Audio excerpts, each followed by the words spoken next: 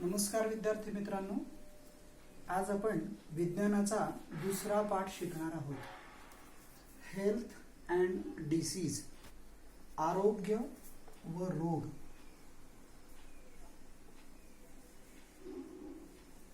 आरोग्य व रोग. बघा, आपल्याला सगळ्यांना माहिती आहे की गेल्या अनेक दिवसांपासून आपली शाळा बंद आहे, आपली परीक्षा सुद्धा झालेली नाही. त्याचं महत्त्वाचं आणि प्रमुख कारण म्हणजे कोरोना हा डिसीज आपल्या देशामध्ये, जगामध्ये थैमान घातलेलं आहे. कोरोना या डिसीजने थैमान घातलेलं आहे आणि आपण काळजी म्हणून समूहाने एकत्र येत नाहीत.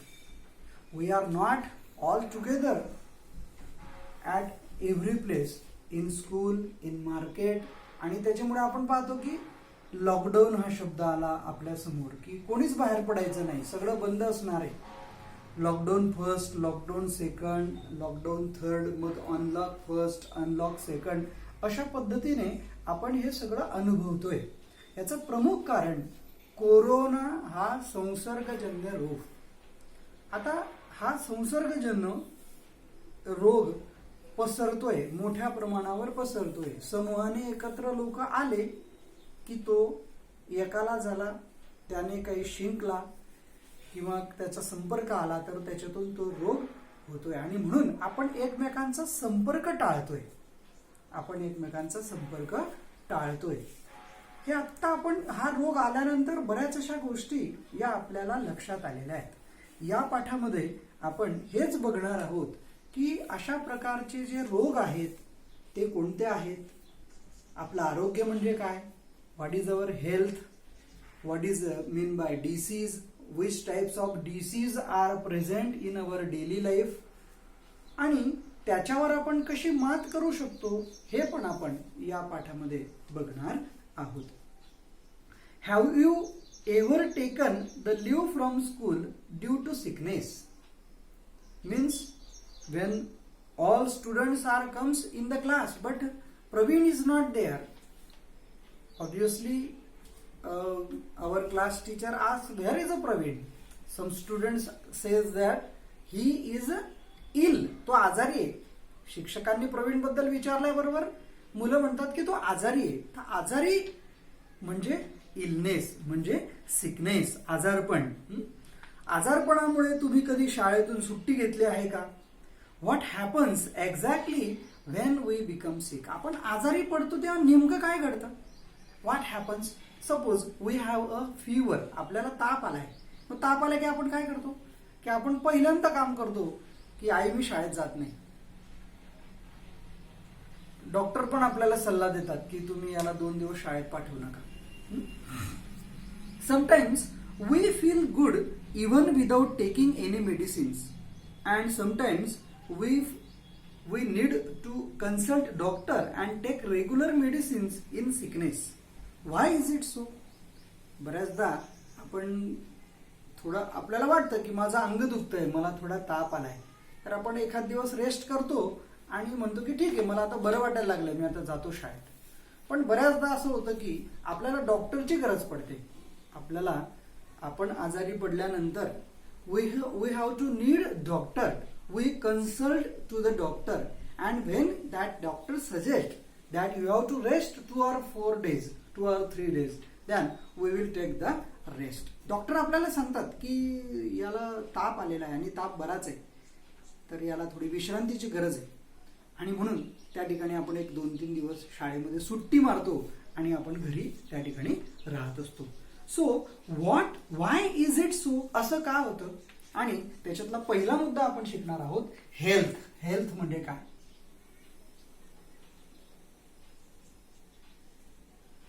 हेल्थ याचा मराठीत अर्थ होतो आरोग्य. हेल्थ म्हणजे आरोग्य. Health is a state of complete physical, mental and social well beingness and not merely the absence of any disease. बघा, what is meant by health? Health ची व्याख्या दिली बघा. Health is a state of complete physical. Physical म्हणजे काय? Physical. Physical याचा अर्थ होतो शारीरिक.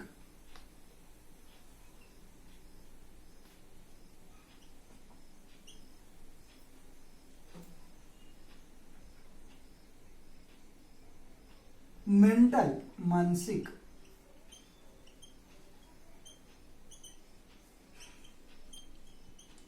मानसिक. and social सामाजिक. So health is a state of complete physical, mental and social well-beingness याचा अर्थ सुदृढ and not merely the absence of any disease. आरोग्य म्हणजे शारीरिक, मानसिक आणि सामाजिक दृष्ट्या पूर्णतः सुदृढ असण्याची स्थिती.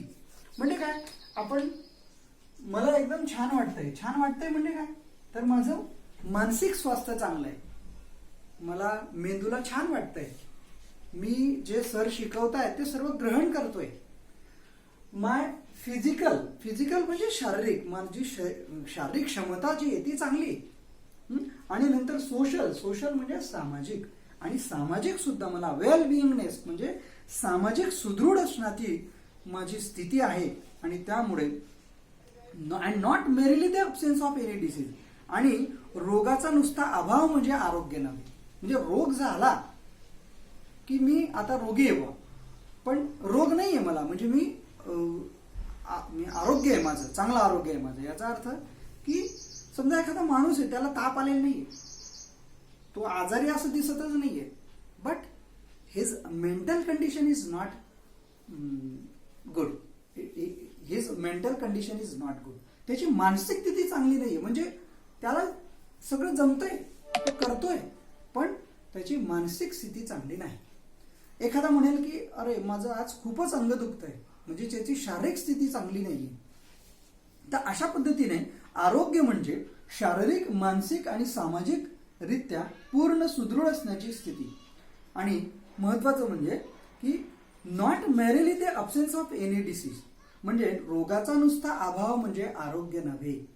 म्हणजे रोग झाला तरच हा आजारी असं म्हणून चालणार नाही, तर त्याची मेंटल कंडिशन, त्याची फिजिकल कंडिशन, त्याची सोशल कंडिशन ही चांगली असली पाहिजे. आणि तरच आपण समजू की तो त्याचं आरोग्य चांगलं आहे. आणि मग आपलं हे जे आरोग्य आहे हे कशामुळे बिघडतं, तर त्याचं प्रमुख कारण आहे डिसीज. डिसीज म्हणजे रोग.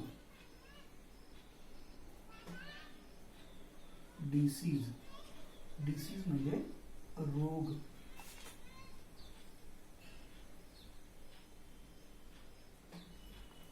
What is mean by disease. रोग म्हणजे काय, condition of disturbances in psychological, physiological and psychological processes of body is called disease. बघा, दोन शब्द नवीन आलेले आहेत. कंडिशन म्हणजे स्थिती, कंडिशन म्हणजे स्थिती किंवा अवस्था.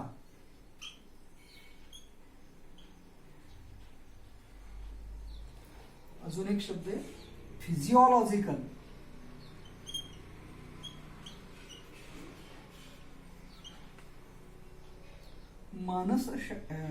शरीर क्रियात्मक,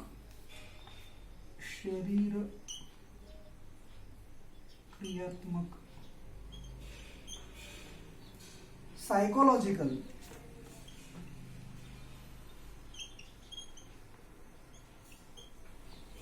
मानसशास्त्रीय रित्या.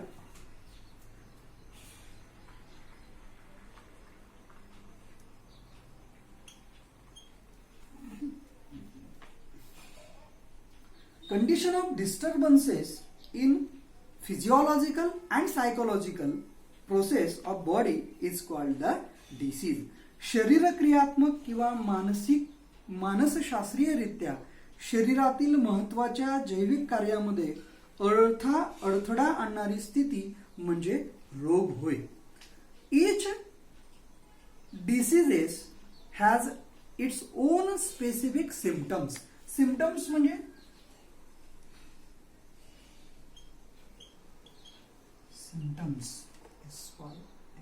सिम्पटम्स म्हणजे लक्षणे. Each disease has its own specific symptoms. प्रत्येक रोग जो असतो त्या प्रत्येक रोगाची काही विशिष्ट अशी लक्षणे असतात. So next point is types of disease. Types of disease. एक मुद्दा थोडासा मी अजून क्लिअर करतो की व्हॉट इज डिसीज. डिसीज म्हणजे काय, तर कंडिशन. कंडिशन म्हणजे स्थिती ऑफ डिस्टर्बन्सेस, अडथळ्याची इन फिजिओलॉजिकल, शरीर क्रियात्मक, और सायकोलॉजिकल, मानसशास्त्रीयरित्या प्रोसेस ऑफ बॉडी, शरीराची स्थिती इज कॉल्ड ॲज डिसीज. शरीरक्रियात्मक किंवा मानसशास्त्रीयरित्या शरीरातील महत्वाच्या जैविक कार्यामध्ये अडथळा आणणारी स्थिती म्हणजे रोग होय. म्हणजे बघा, एखादा रोग झाला की आपलं शरीर थकतं. शरीरामध्ये समजा ताप आला तर आपण लवकर उठू शकत नाही, आणि जर आपली मेंटल स्थिती बरोबर नसेल, ताप आलेला आहे, अंग दुखतंय, किंवा एखाद्या शरीराच्या एखाद्या भागामध्ये आपल्याला गाठ आली आहे, जखम झाली, तर आपण शारीरिक आणि मानसिक म्हणजे फिजिओलॉजिकल अँड सायकोलॉजिकल दोन्ही गोष्टींमध्ये आम्ही मागे पडतो.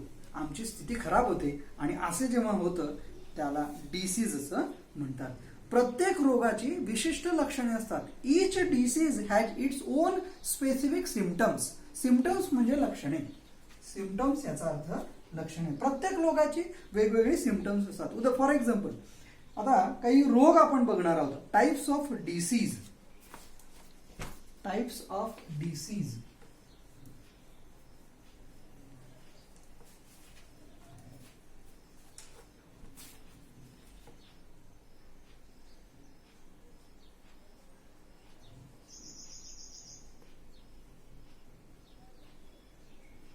Types of diseases.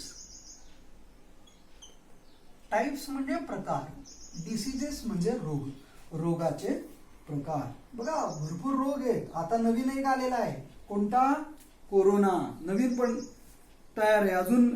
मी एकाला विचारलं की काऊ सर हा कधी जाईल कोरोना, तर ते म्हणाले सर की कोरोना गेल्यानंतर टोरोना येईल, टोरोना गेल्यानंतर अजून कोणता तरी येईल. तर हे डिसीज येणार, 100% येणार. आपण काळजी घेतली पाहिजे. पहिला जो रोग आहे तो आपण म्हणू डायबिटीस.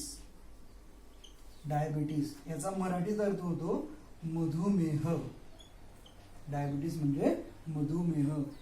कॉमन कोल्ड, सर्दी. कॉमन कोल्ड, सर्दी. आपल्याला आपण सहज म्हणतो की अरे नुसती सर्दी झाली, पण ती पण खूप त्रासदायक असते. अस्थमा. अस्थमा म्हणजे दमा. हार्ट डिसीज, हृदयरोग. हार्ट डिसीज म्हणजे हृदयरोग. Disease. Downs syndrome. Downs syndrome. Syndromes. Down syndrome. तर अशा याचं आहे डाउन सलक्षण. डाउन सलक्षण.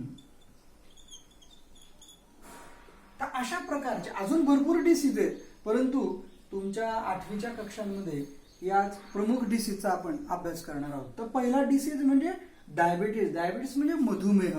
जनरली आता आपण आताची स्थिती पाहतो की आपल्या भारत देशाचा जर विचार केला आपण, तर आपल्या भारत देशामध्ये 5 घरांच्या मध्ये एकाला डायबिटीस आहे असं म्हणतात. पुढच्या काळात 3 घरांच्या मध्ये एकाला तरी डायबिटीस असणार आहे. एवढं मोठं प्रमाण या रोगाचं आपल्या देशामध्ये आता आहे. Common cold. कॉमन कोल्ड म्हणजे सर्दी. सर्दीचं माहिती आहे आपल्याला सगळं. अस्थमा म्हणजे दमा, जीव घाबरतो माणसाचा. हार्ट डिसीज, हृदयरोग.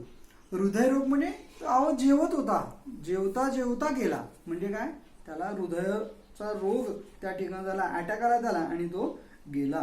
डाऊन सिंड्रोम, डाऊन लक्षण, अशा प्रकारचे हे रोग आपण या पाठामध्ये बघणार आहोत. Reason and symptoms of all these disease are different.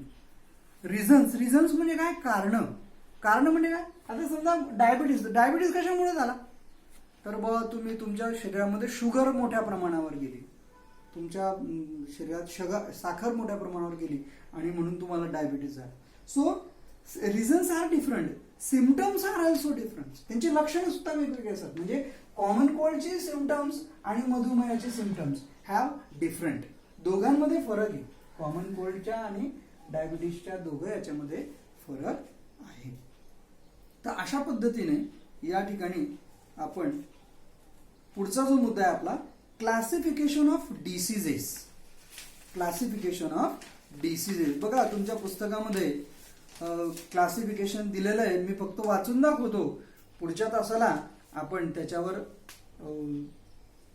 आपण चर्चा पण करणार आहोत आणि मी पण तुम्हाला काही प्रश्न त्याला विचारणार आहे. बघा, टाइप्स ऑफ डिसीज, रोगाचे प्रकार. अकॉर्डिंग टू ड्युरेशन, कालावधीनुसार रोग. त्याच्यामध्ये 2 प्रकार, क्रोनिक डिसीज, दीर्घकालीन रोग, आणि दुसरा अॅक्यूट डिसीज, तीव्र रोग. दुसरा प्रकार आहे त्याच्यात अकॉर्डिंग टू रिझन्स, कारणांनुसार प्रकार. त्याच्यात 2 प्रकार पडतात, hereditary disease and acquired disease. Hereditary म्हणजे अनुवंशिक रोग आणि अक्वायर्ड डिसीज म्हणजे उपार्जित रोग.